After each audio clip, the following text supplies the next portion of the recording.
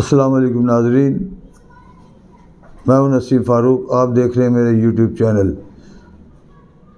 ناظرین، کل کی ویڈیو میں ہم نے کچھ تھوڑا سا ذکر کیا تھا کراچی کے حوالے سے، تو کراچی کو پھر اسی طرف دھکیلا جا رہا ہے جہاں سے آج سے کئی سال پہلے جب آپریشن ضرب الاصل اور اس کے بعد سے ان کا ایک کلین اپ ہوا تھا متحدہ MQM کا، اور اس گینڈے پہ پابندی لگی تھی الطاف حسین پہ۔ پھر یہ پلاننگ اسی طریقے سے اب کر رہے ہیں شہر کے اندر، اور ان کو پھر عوام یاد آ گئی ہے۔ یہ پہلے تو اس اقتدار کی گود سے باہر آئے، پیپلز پارٹی کی گود میں بیٹھے رہے۔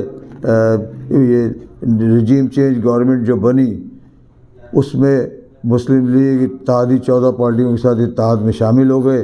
ان کو اقتدار بہت پسند ہے، یہ لوگوں کو بلیک میل کرتے ہیں اور اقتدار کی رنگرلیوں اور اقتدار کے مزے لوٹتے ہیں۔ تو ان کے قول و فعل میں بھی تضاد ہم سب نے دیکھا، کہتے کچھ ہیں کرتے کچھ ہیں۔ انہوں نے سوائے لوٹ مار کے، سوائے ڈاکہ زنی، قتل و غارت گری اور بوری بند لاشوں کے علاوہ اس قوم کو کیا دیا ہے اس شہر کے اندر؟ یہ شہر پھر سے خدا خدا کر کے اس شہر کا سکون بحال ہوا اس شہر کے اندر، مگر جو شہر اس وقت موجے داڑوں کا شکل نظر آ رہی ہے، اس وقت جو شہر اس وقت موجے داڑوں بن کے رہ گیا ہے، اس میں ایک سندھ کے بڑے ڈکیت آصف زرداری جس کا نام ہے، اس نے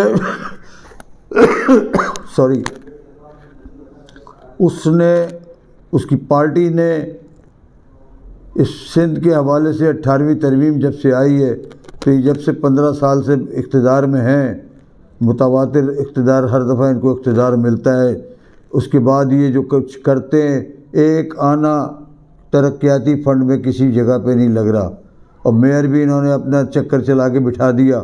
متحدہ وہی رو رہی ہے جب سے کہ ہمارا میئر دینے کا وعدہ کیا تھا اور ہمیں یہ کیا تھا۔ تو بھائی تم کہتے ہیں ٹھوکر مار دیتے، اقتدار کو چھوڑ دیتے، مگر تمہیں تو اقتدار بھی بڑا عزیز تھا نا، تمہیں اقتدار بھی عزیز ہے، آج تک اقتدار نہیں چھوڑ رہے۔ اس وقت عمران خان کی گورنمنٹ گرانے کے بعد تم ایسے شامل ہوئے ادھر، جبکہ تمہارے یہاں فائدے تھے، تم خود اپنے منہ سے کہہ چکے ہو کہ تمہیں بہت ساری مراعات یہاں دی جا رہی تھیں، بہت سارے معاملات تمہارے سالو ہو رہے تھے یہاں پہ۔ تم نے اچانک یہ فیصلہ کیا اور ان لٹیرے ڈاکوؤں کے پاس جیسے خود تھے ویسے ہی تم نے اپنے لوگوں کے ساتھ چلے گئے۔ تم نے مراعات تو لی ہیں، تم نے یہ تو نہیں کہا کہ تمہیں کچھ نہیں میں، ہاں جو تم سے وعدے کیے گئے تھے حلقہ بندیوں کا تم نے اب ایک نیا ڈرامہ شروع کیا ہے۔ تم حلقہ بندیوں میں تم الیکشن لڑو گے، ہم تمہیں یہ پہلے سے بتا رہے ہیں، اس سے تمہارا ڈرامہ ہے۔ اگر تم اقتدار چھوڑتے ہو، ان کو دھکا دو، ان سے انہوں نے ملک کا بیڑا غرق کیا ہوا ہے، تم اس میں شامل کیسے ہو؟ اگر اتنی پارسا اور دودھ کے دھلے ہو اور اس قوم سے تمہارا اتنا ہی درد ہے، تو تم کم از کم اقتدار کو ٹھوکر مارو، اور اقتدار کو ٹھوکر مار کے آ جاؤ واپس باہر ایوانوں سے۔ ادھر وہ ایک بڑا ڈکیت تمہارا جو تھا کامران ٹسوری، اس کو پتہ نہیں، اس کو بھی ایک 13 جماعتوں کے ساتھ جس طرح ان کو لایا گیا، اسی طرح اس کو بھی لا کے بٹھا دیا گیا اسٹیبلشمنٹ کی طرف سے۔ آخر اس قوم سے، اس ملک سے کون سا بدلہ لیا ہے ان لوگوں نے؟ رجیم چینج گورنمنٹ بنا کر، رجیم چینج کر کے انہوں نے یہاں پہ جو کیا ہے اس قوم اور ملک سے، کیا انہوں نے اس کو کیا سوائے اپنی جیبیں بھرنے کے، سوائے اپنے معاملات اور اپنے مفادات کو سولو کرنے کے، اس کے علاوہ انہوں نے کیا کیا ہے؟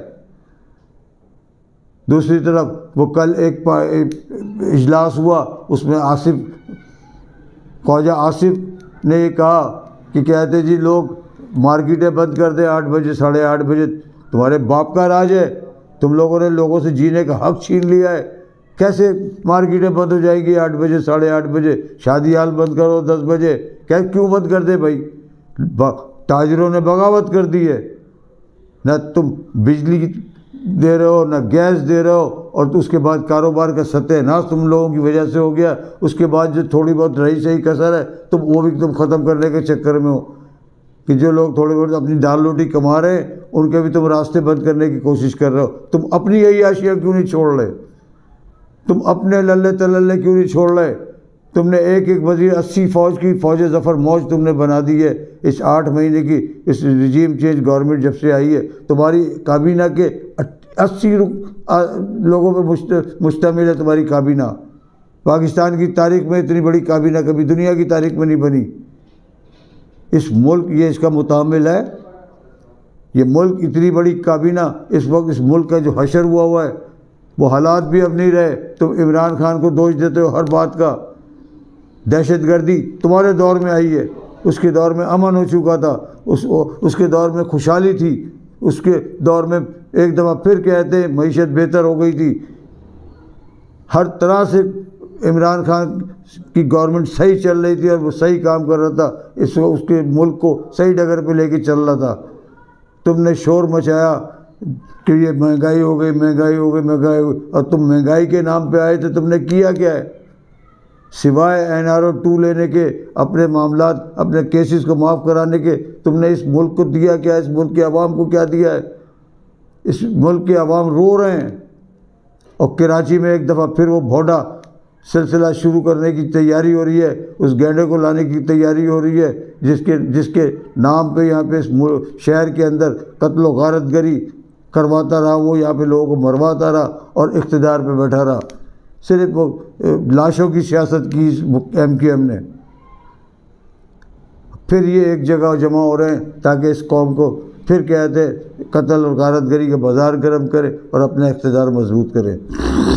قوم اب تمہیں نہیں چھوڑے گی، قوم تمہاری جو معاملات کو پہچان گئی ہے، تمہاری حرکتوں کو پہچان گئی، تمہارا سب۔ اس ملک میں پہلی دفعہ ایسا ہوا ہے کہ عمران خان کو یہ کریڈٹ جاتا ہے کہ جتنے یہ کرپٹ اور بدعنوان قسم کے سیاستدان، ان کے سب کو عمران خان نے ان کے چہروں سے وہ نقاب نوچ لیے ہیں جو یہ لبادہ اوڑھ کے گھوم رہے تھے۔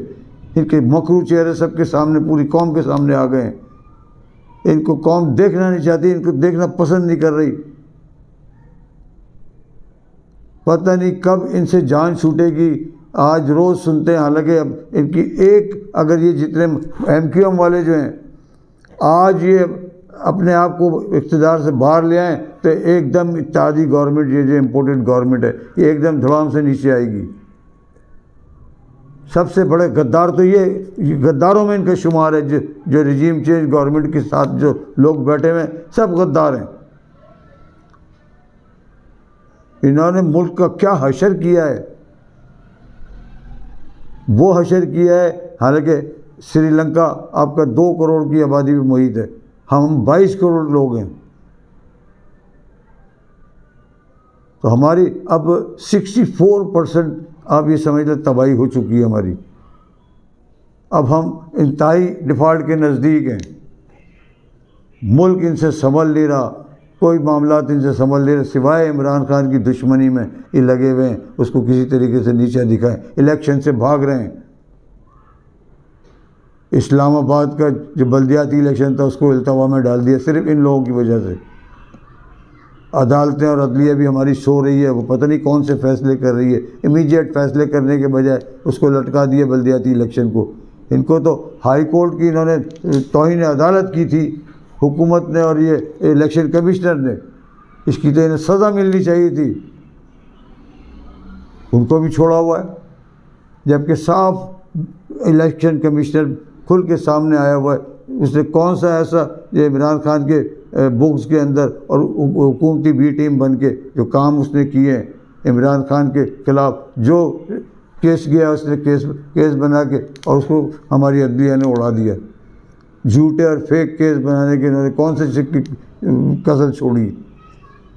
آج پھر ہماری عدلیہ نہ جانے کیا کر رہی ہے۔ ایسے ملک نہیں چلتا، ہماری عدلیہ ہماری اسٹیبلشمنٹ کو کوئی نہ کوئی ایکشن لینا پڑے گا۔ اس طرح سے بہت دیر ہو جائے گی، ہمارے ملک کو اللہ جانے کس کی نظر لگ گئی ہے۔ ہمارا ملک بڑا خوشحال اور بہتری کی طرف چل پڑا تھا، اس کو پھر ان غداروں نے، میر جعفر اور میر صادقوں نے اس کا بیڑا غرق کر دیا۔ اس کا مین کردار وہ ہے جنرل ریٹائرڈ باجوہ، اس کا بھی انجام اچھا نہیں ہوگا، اس کو بھی عوام کے کٹہرے میں آنا پڑے گا۔ قوم ان سے گن گن کے اپنے اس کا حساب لے گی، جو جو ظلم انہوں نے اس قوم کے اوپر کیے ہیں، ان پہ بجلیاں گرائی ہیں اس قوم کے اوپر، انہوں نے کیا نہیں کیا، انہوں نے لوگوں کے جینے کا حق چھین لیا ہے، ان سے کھانے کو روٹی چھین لی ہے۔ کون سی اس وقت ایسی چیز ہے جو اس وقت مہنگی نہیں ہے، جو عوام کی دسترس سے باہر ہو چکی ہے؟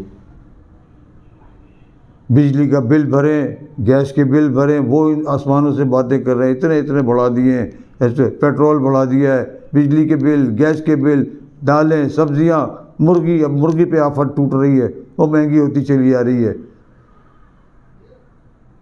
بینکوں میں پیسے نہیں ہیں، لوگوں کی ایلسیاں نہیں کھل رہی، لوگ کہتے ہیں کیسے چلے گا یہ ملک؟ کون اس پہ کوئی اللہ دین کا چراغ تو کسی کے پاس بھی نہیں ہے۔ عمران خان بھی اگر آیا تو وہ پتہ نہیں کس طرح سے، وہ بھی بیٹھا ہے اطمینان سے، دیکھ رہا ہے ان کا تماشا اور خوش ہو رہا ہے،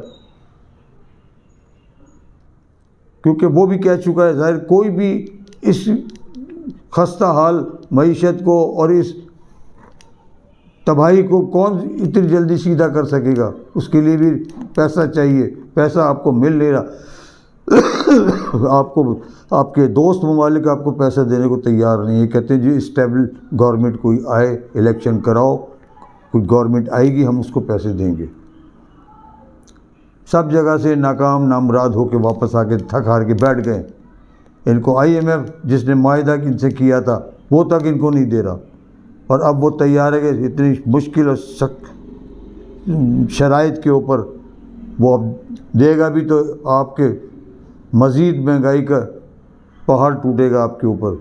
وہ جو شرائط آپ کے اوپر لگانے چاہ رہا ہے، ان کا پلان یہی تھا، امریکن پلان یہی تھا جو رجیم چینج گورنمنٹ کو لایا گیا، اس پاکستان کا بیڑا غرق کیا جائے، اور جو وہ چاہتا تھا وہ اس کو ہو گیا۔ کل کوئی آپ کے ایٹمی پلانٹ کو، اس کو اللہ خیر کرے، بڑی مشکل سے وہ ضیاء الحق کے وقت میں بنا تھا،